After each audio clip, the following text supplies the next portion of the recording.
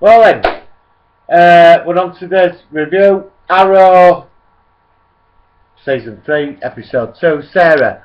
Yeah, bit late in the week for this one again. It's going to be a quick one. Interesting episode. We're into Episode 2. It moved at an incredible sort of speed, really. You got the death of Sarah. She's done in. You know, it's sort of the aftermath of that. Do you know what I mean? Sure, right, let's go on. I found the story with this episode from the shock of last week were a bit dull. You know, the story, actual story. The threads were more interesting what you got of them. Right, story this week. Well, the aftermath of Sarah's death, she gets killed. I'll go into that in a minute, there's more to that. There's another dude running about shooting arrows, killing certain people. They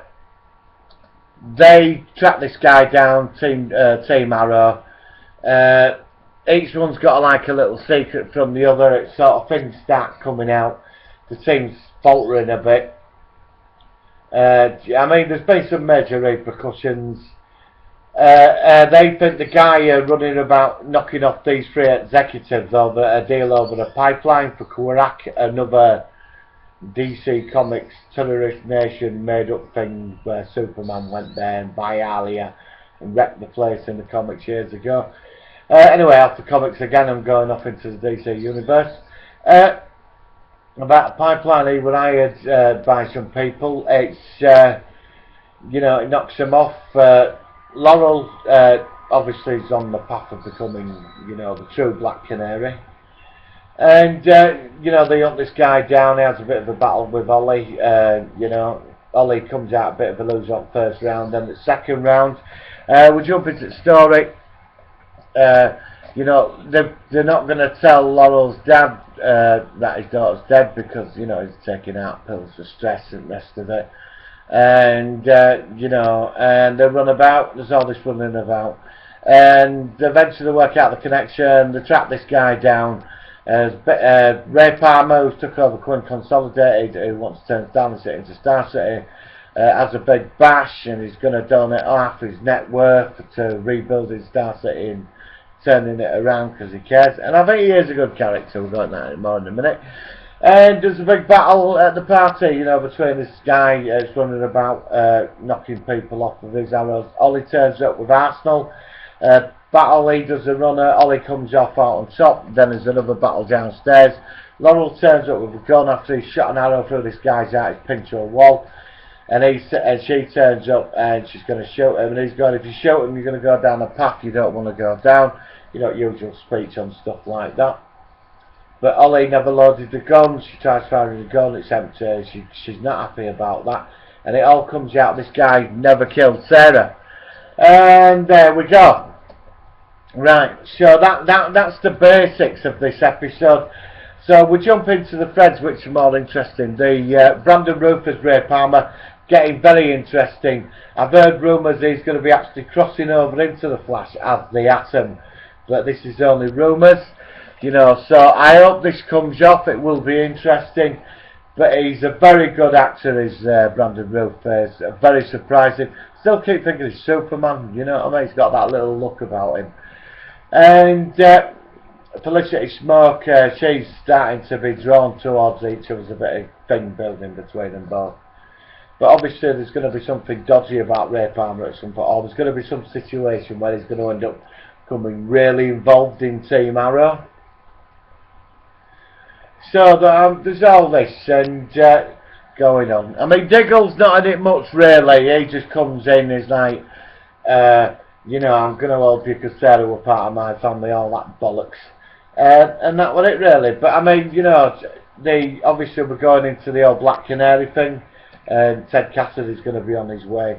And she's going to become, you know, Black Canary. It's buildings that's looking at a jacket at the end.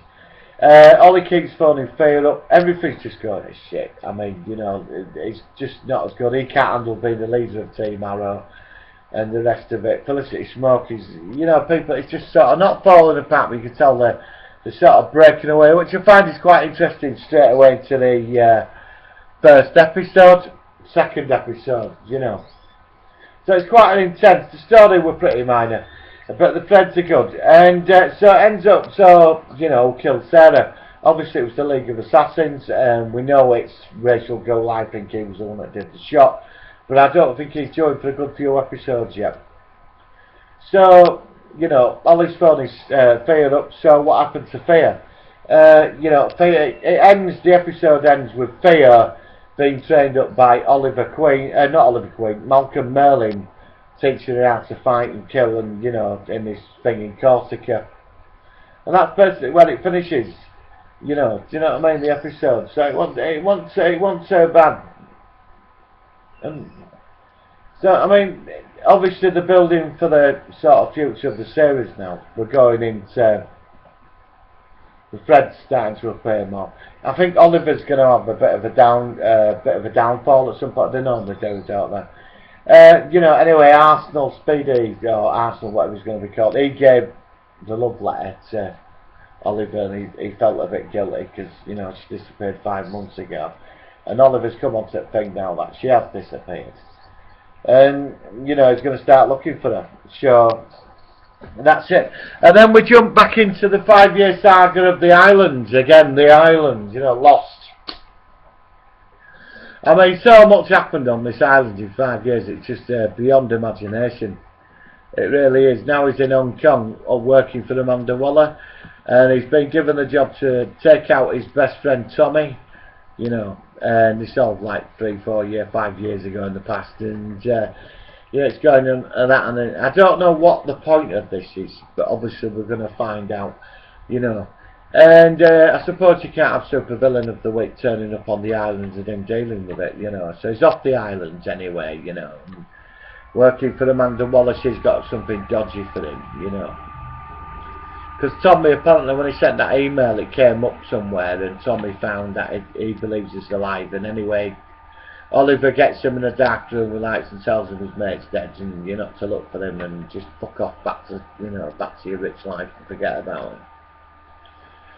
So that's that really. I mean, it was a nice compact episode. The story was a bit, I found it a bit pointless having that dude running around shooting through phone hours. I think they want to be careful of that, because, you know, if we get too many of them doing it on a weekly basis, it's going to be a bit pointless. Do you know what I mean? The point is about him, and I think should be more unique in his crime fighting methods with the bow and arrow. You know what I mean? I think the thing with Arsenal, we've only seen him briefly. I think we're only 2 episodes in. But sometimes, don't you think it's like, I mean, don't you get the impression, when I watch it, when it starts at the beginning going, I'm billionaire Oliver Queen, and I was lost on an island, and it made me into this and all that. It's very Batman, isn't it? And Speedy's Robin, and they've got the Batcave under the nightclub. And you know, Felicity's Oracle, and, you know, Diggle's Alfred, and, you know, you know, Laurel's going to become Batwoman or whatever. I mean, it goes that way. I think Stephen Amell could play Batman, and I think he'd play the part very well. You know, I think, you know, if they ever do look at Batman in the future after the film in 2016, I think he's somebody to look at. You know what I mean? There was a mention of Bloodhaven. Do you know what I mean? Bloodhaven was mentioned. That's Nightwing country. So, are we going to get a Nightwing appearance? So, you know, they're coming in there, but I'd like to see some super-powered ones coming in, you know. So it's going to be interesting what's going to happen and where this is going to go. But I'm going to give this week's view, I'm going to give it 4 for the story, and I'm only going to give it the extra point of 1 for the threads. So it does come up to a 5, but 4 for this week's episode, 1 for a thread, you know. So that's it. But we're only 2nd episode in. Arrow is a fucking awesome programme. So, what more can I say? Anyway, see you for the Flash review. Don't forget Doctor Who tonight. So, please subscribe to my vids. Share your opinions. Debate whether they're negative or not. Look forward to hearing from it. See you soon.